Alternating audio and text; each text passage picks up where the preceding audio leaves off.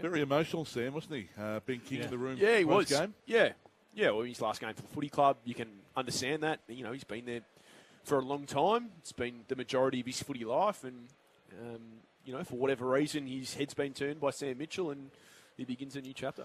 Let's talk trade, and let's start with Zach Butters, because all the talk during the week has been that Geelong is now the favourite. You said that last week to us, last Friday night, that Geelong were significantly ahead of what they were. Yeah, that's right. You still had the Bulldogs as favourites. Do you believe that? I still have that, Matty. I mean, I heard Mitch Cleary said it on 7. There's not many more people better connected in Geelong than Mitch is. So when he says they're favourites, I tend to listen. Look, I just think that the Cats are going to have a hard time getting a deal done. This is where managers become quite vital, working out whether a club can actually get a deal done before they nominate clubs. I actually think one of the reasons that that it's taking a little bit longer is because Zach Butters wants to actually go and tour Geelong's facility. Right. And I don't think he wants to do that until he's played Port Adelaide finish their season. So can you see Sam announcing it? Did King announce Hawthorn today? Or No, he hasn't. Okay. No. Okay. But he's played his last game for Gold Coast. He'll wait for till Hawthorn finish. Yeah. Answer me this question, okay, with Geelong, and everyone always goes, how do they fit him in? You know, how do they go? They got the salary cap, Jimmy. How do they get the deal done? So, from what it looks like, they're leading the race for Zach Butters. Toby Green appears as though that's his first choice if he leaves. And then Rowan Marshall, who didn't get to Geelong last year, from all reports, wants to try and get there again at the end of this trade period. So for people out there, explain how the Cats would fit all of those players in.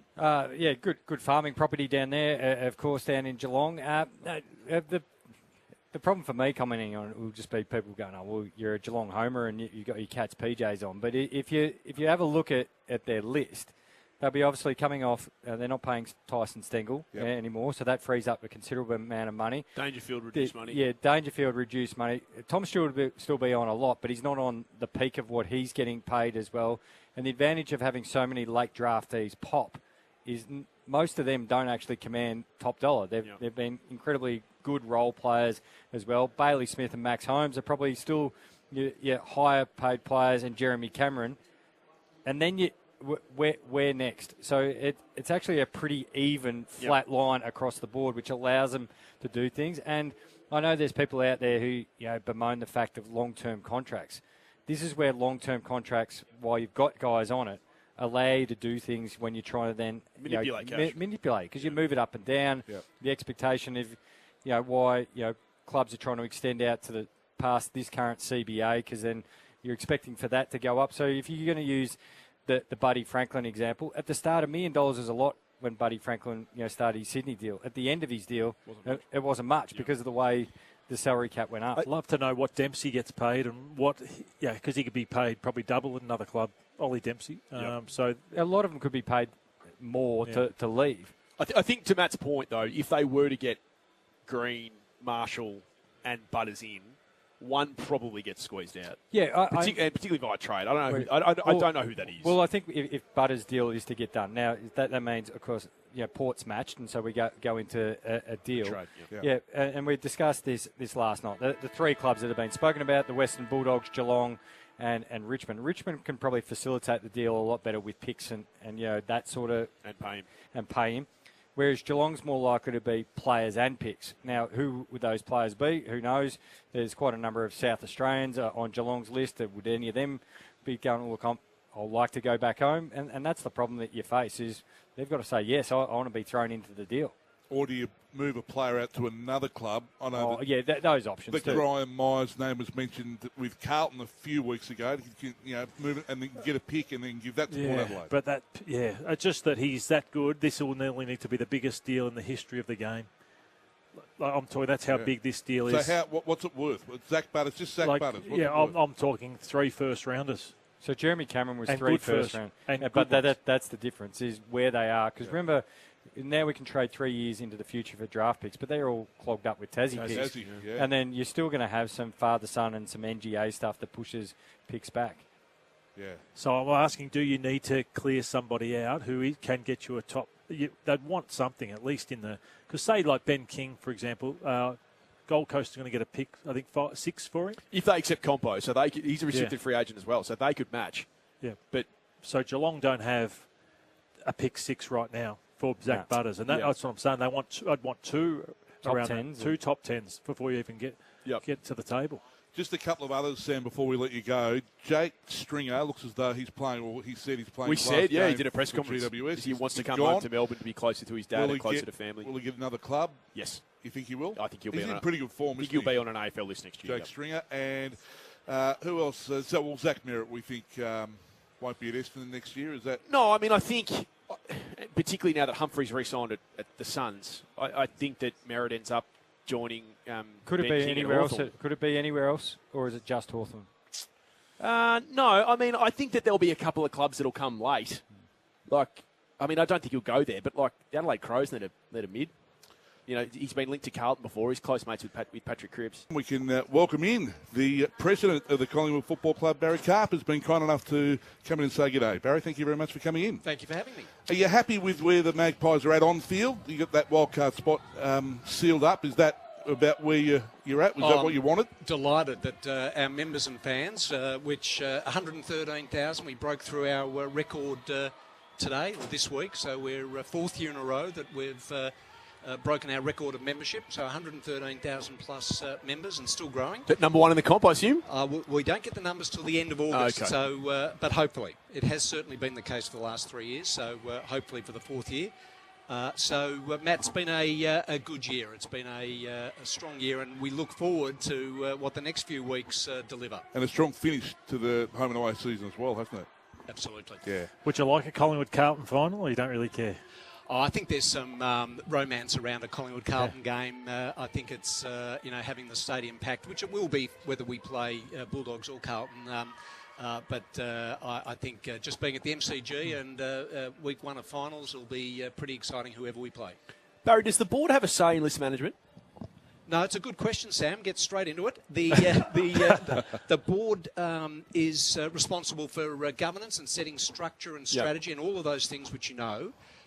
My view is when a board and a president in particular start getting involved in list management, the yellow light should be flashing. It's a note of caution. So boards, importantly, making sure the right people are in the right roles to make those decisions and letting those people make those decisions. It's just fascinating because every person, whether it's the supermarket or in the cafe or the pub, they're talking about Collingwood. You've got a lot of supporters out there. They want to know about who's coming in, who's going out. You've been linked with a number of players publicly. You've been linked with Lachie Neale this week, linked with Jake Stringer.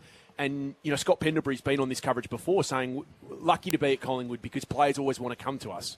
And it always just paints that discussion around, will Collingwood just keep going back to the well, keep recruiting and keep staying relevant for the premiership versus, say, look what's happening to Richmond. They've had to go all the way back before they go back up. Yeah. I just wonder where you as a president, your board and administration stands on that premise of whether you need to go back down to go back up. It's a great question and one that I'm happy to answer for our members and fans. And we are absolutely aligned from the president, the CEO, the coach, the GM of footy, absolutely aligned in making sure that our club continues to improve and gets better. So it's all about improvement, Sam, is the answer. Now, if that comes from the draft or it comes from free agency with player movement and all of that, I expect our people to be looking at all of those ways. But do you measure improvement year on year? We measure improvement week on week. I mean, you've heard Fly talk about an improvement in training on Monday. It literally is a day-to-day thing. And from a board perspective, if you're really asking the question, a board needs to make sure strategically we are ensuring that this club is going to be an elite performer in 5 years' time, 10 years' time and beyond. Yep. Way beyond our stewardship and guardianship. So setting the place up to be better. And that's the role of the board, setting the place to be better after we leave. And that's what our members and fans expect. Barry, Damien Barrett made the point on Footy Classified that when North Melbourne ended the term of Brent Harvey, they took him a long time to get over that. Is it a case of if Scott Pendlebury wants to go on, he's earned that right just to go on? Lloydie, Scott Pendlebury, as an icon not only of our club but of the game, has the right to make whatever determination is in the interests of him and his family at the appropriate time. And as a club that's had just gotten so much joy from what he's done, we'll absolutely respect whatever that outcome. So you're might be. saying if he says, I want to play on at Collingwood, he gets to play on? I'm saying that when he gets to the stage of deciding at the end of the season what he wants to do, the club will be absolutely respectful and aligned with whatever that is. Okay. Zach Butters, Sam didn't mention him. Have you made a presentation to him as a club? And I just said to Sam that as soon as the board start talking about the movement of players, but one of the things I do want to say, because it's important that from a member and fan perspective, we want to get better. And we're not going to stand still. You've got some really competitive people at the club, as you'd expect, that want to improve and want to get better. And we want to hold the Premiership Cup again. So to do that, we'll look at all avenues. Any update on Tasmania from a club perspective? In what context? As to whether they'll be granted a licence? No update that I've received, Sam. You're still fully supportive of the 19th licence coming in? Absolutely. Yeah. You worried at all about the stadium? No. Okay. What about in light of what's going on at the Sydney Swans? Do you take it upon as a club to have to speak to your own players and group? It's been a really difficult week, and I guess we're joyful about being back at the football and perhaps putting a little bit of distance. It's I'm very reluctant to comment on it as a, if you like, another club president on circumstances that have transpired there. I love what Daisy Pearce said. I'm not sure where she said it, but I love what she said a couple of nights ago, which is at the end of the day, let's try and be good humans. Yeah. Yep. And secondly, let's not forget that we have a role as role models, whether we like it or not, in society. And I think the combination of those two things, it was a wonderful message. Hey Barry, you said you can't get involved in list management decisions, but you can, look at new chief executives. Has that process started for someone new to come in? No, what we said during the week is that we've effectively promoted Kerry Brewer, terrific executive, to COO. We are probably now one of 6 or 7 or 8 clubs that have a COO and CEO. So there's nothing new in that. In fact, it's quite common in the AFL. These are big organisations now. You know, from a commercial perspective, they're large turnover organisations. And then there's the football where the priority is to win flags. So it's simply a recognition of the size and scale and complexity of running a club. It allows our CEO to focus on what I would describe as the big picture things. And we've got a number of major strategic initiatives from a club perspective. And it promotes a wonderful executive in Kerry. Just before you go, Barry, will Nick Dacos win the Brownlow this year, final? Boy, I hope so. Do you think that the All-Australian selectors will find it within themselves to actually name him on the ground this year? I think I'd answer that exactly the same way. Boy, I'd hope. Really, if you're a Collingwood, he's had an amazing year. Hasn't he? He's had an incredible year. He's an icon of the game. I can't imagine at 23 years old or 5th season in AFL football anyone that's had a more amazing first 5 years of AFL football, and not only a wonderful footballer but an exceptional human being. So I hope so. Might have to get the checkbook out to keep him. Well, I hope so. Barry, thanks for coming. Good luck tonight. Good luck for the wild card matches next week as well. Thank you, man. Thanks, Barry.